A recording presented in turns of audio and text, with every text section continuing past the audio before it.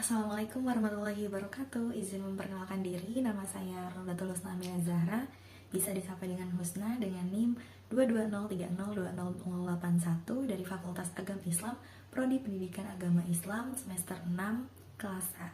Pada kesempatan kali ini saya akan membuat video mengenai strategi pembelajaran dengan model problem based learning untuk memenuhi EKT 2 saya, yaitu mata kuliah strategi pembelajaran dengan dosen pengampu mata kuliah yaitu Ibu Nur Halimah SPD MPD.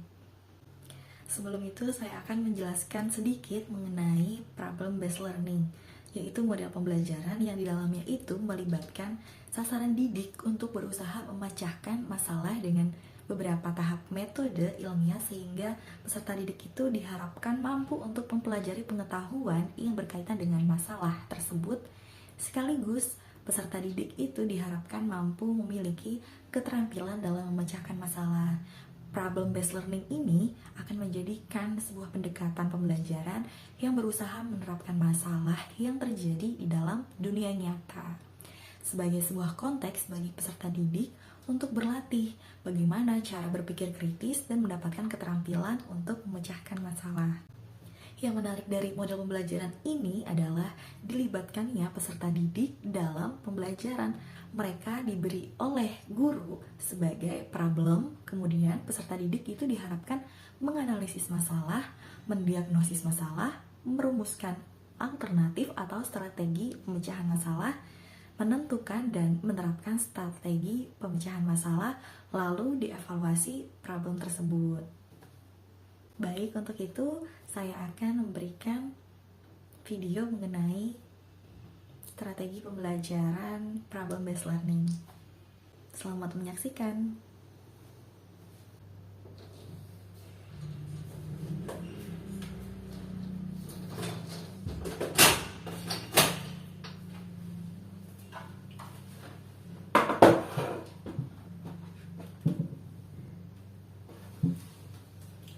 Assalamualaikum warahmatullahi wabarakatuh.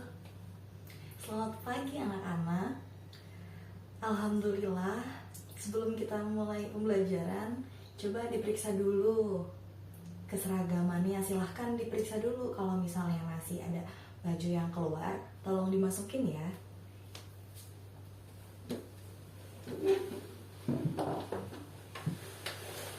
Selanjutnya, periksa kembali di tempat duduk kalian. Jika ada sampah, tolong dibersihkan. Kalau semua ruang kelas kita sudah bersih, maka kita akan belajar dengan nyaman. Ingat, an-nazafatu minal iman. Artinya, kebersihan itu adalah sebagian dari iman. Agar pembelajaran hari ini berjalan dengan lancar, kita berdoa terlebih dahulu. Tolong ketua kelasnya untuk memimpin doa.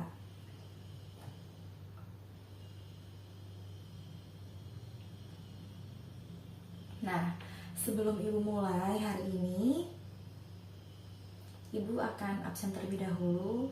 Siapa saja yang sudah siap belajar? Kelihatannya kelas 7A ini hadir semua ya. Oh, ada yang gak masuk. Siapa? Saras. Oke.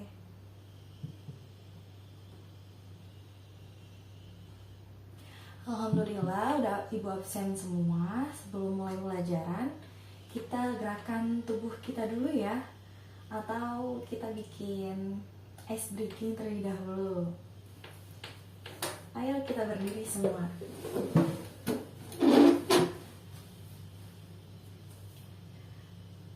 Ibu contohkan dulu ya. Tepuk semangat. Semangat. Semangat. Seperti itu ya. Kita mulai ice breathing kita kali ini biar kita lebih suasana belajarnya lebih senang dan kita lebih bersemangat. Tepuk semangat. Semangat. Semangat. Ore. Depan tes semua. Boleh duduk kembali.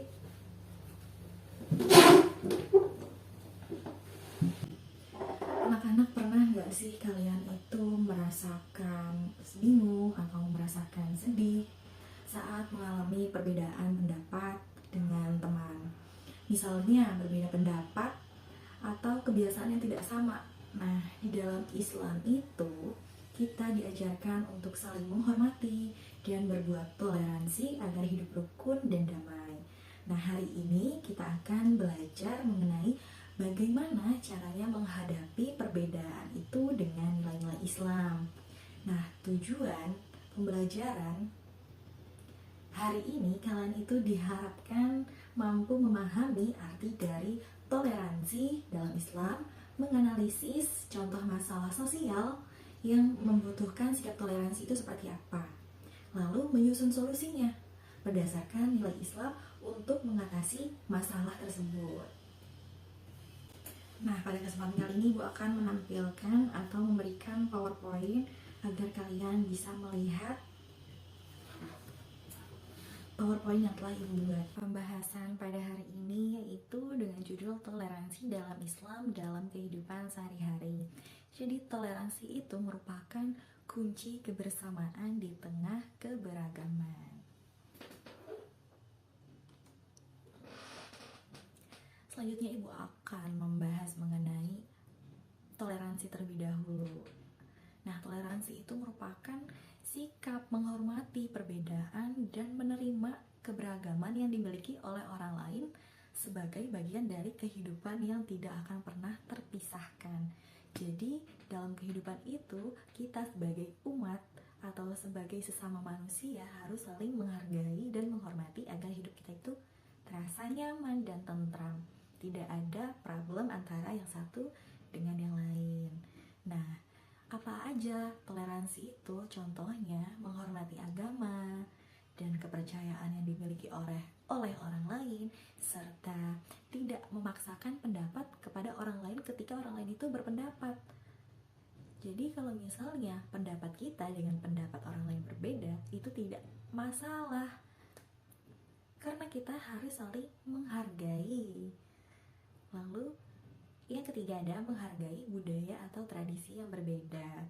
Jadi contohnya itu misalnya suku Jawa dengan suku Batak itu kan pasti berbeda dari cara pakaian adat istiadatnya, ataupun misalnya kedua suku ini mengadakan pernikahan. Nah, mereka pasti adatnya berbeda. Jika kita melihat perbedaan tersebut di antara kita itu masih tabu, kita tidak boleh menjudge atau menjelek-jelekan budaya orang lain, seperti itu. Selanjutnya Ibu akan bahas yang selanjutnya. Nah, penting ya, toleransi itu dalam Islam kita diajarkan untuk saling menghormati dan berbuat toleransi agar hidup rukun dan damai, seperti yang Ibu jelaskan tadi. Ibu akan ceritakan sebuah kasus seperti yang ada di PowerPoint. Nih, di sekolah ada dua siswa yang berbeda agama. Suatu hari, salah satu siswa itu tidak menghormati temannya yang sedang beribadah. Ia bersuara keras, tertawa-tertawa, dan tidak peduli meskipun temannya itu sedang khusyuk beribadah. Nah, sekarang coba kalian renungkan. Menurut kalian semua ini, apa masalahnya?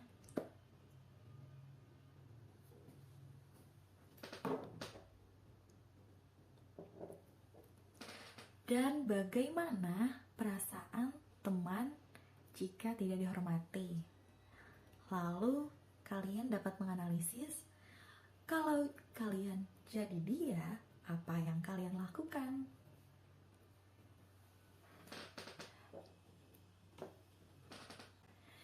Dari pertanyaan yang tadi, kalian itu dapat mengidentifikasi inti masalahnya, serta mencari petunjuk dari Al-Quran dan hadis, lalu menyusun solusi dan buat poster sederhana.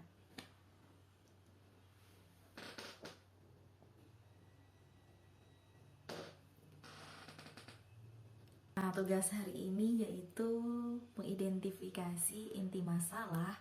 Kalian kan sudah tahu nih, masalah utamanya adalah kurangnya sikap toleransi antar teman yang berbeda agama. Yang kedua itu, yang pertama nih, kalian dapat mencari petunjuk surat, dan hadis. Ini contoh yang ibu berikan, yaitu surat Al-Kafirun ayat 6 yang berbunyi, lakum dinukum waliyadin, untukmu agamamu dan untukku agamaku. Dan hadisnya contohnya itu, barang siapa yang menyakiti atau menzolimi non-muslim yang hidup damai di negara Islam, maka aku akan menjadi lawannya pada hari kiamat. Seperti itu. Sekarang mari kita menonton video singkat tentang kisah Nabi Muhammad SAW dan anggur pahit. Perhatikan bagaimana beliau itu menunjukkan toleransi dan empati tanpa menyakiti perasaan orang lain.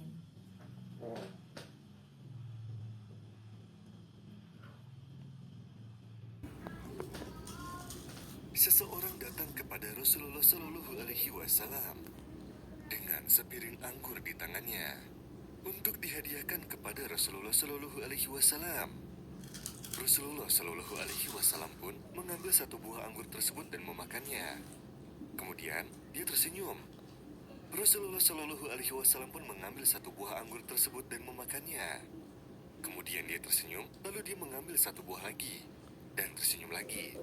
Melihat hal itu, si orang tersebut sangat senang sekali dan gembira seakan-akan ia mau terbang. Para sahabat yang bersamanya melihat hal itu dengan keheranan. Karena biasanya Nabi Shallallahu Alaihi Wasallam mempersilahkan sahabat-sahabatnya jika ia sedang makan untuk makan bersama. Akan tetapi, Rasulullah Shallallahu Alaihi Wasallam terus mengambil butir demi butir anggur tersebut sambil tersenyum hingga anggur tersebut habis semuanya. Kemudian orang itu pulang. Setelah itu, salah seorang sahabat bertanya, "Wahai Rasulullah, mengapa engkau tidak mengajak kami untuk makan bersamamu?" Beliau Shallallahu Alaihi Wasallam menjawab, "Kalian semua melihat betapa bahagianya si lelaki itu. Padahal anggur itu rasanya pahit. Maka aku takut jika kalian memakannya, kalian akan memperlihatkan sesuatu yang akan membuat kesenangan dari lelaki itu hilang." Setelah menonton tadi, coba renungkan apa pesan moral dari kisah tersebut. Jadi dalam kehidupan sehari-hari itu kita juga harus belajar bersikap sabar, lembut, dan menghargai perasaan teman, keluarga, dan orang sekitar. Semoga kisah ini menjadi pelajaran berharga untuk kita semua dalam menumbuhkan sikap toleransi dalam kehidupan sehari-hari. Selain itu, kalian bisa diskusi bersama teman kalian mengapa toleransi penting untuk menjaga persatuan Indonesia, serta sebutkan pengalaman kalian saat berinteraksi dengan teman yang berbeda latar belakangnya. Dari kasus yang sudah ibu berikan tadi, yang pertama kalian bisa menjelaskan apa yang bisa kita pelajari dari kasus tersebut, dari kasus yang ini. Lalu, bagaimana seharusnya kita bersikap jika melihat orang lain berbeda. Nah, itu untuk tugasnya. Ibu harap kalian dapat menarik pelajaran dari kasus yang kita bahas tadi. Toleransi itu merupakan sikap menghargai perbedaan pendapat dan menjaga perasaan orang lain.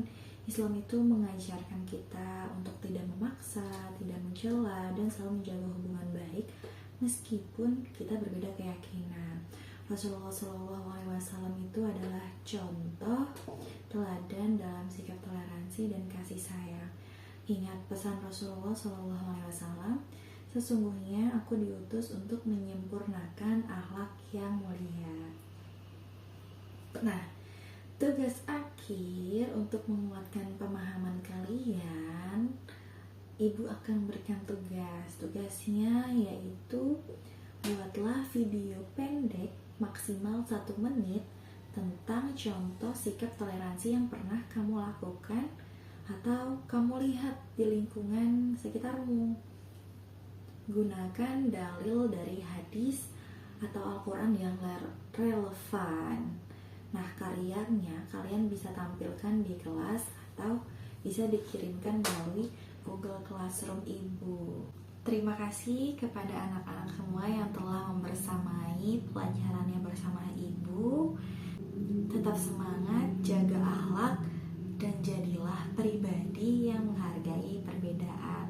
Sebelum itu kita tutup dengan baca hamdalah. Bismillahirrahmanirrahim. Alhamdulillahirabbil alamin. Wassalamualaikum warahmatullahi wabarakatuh.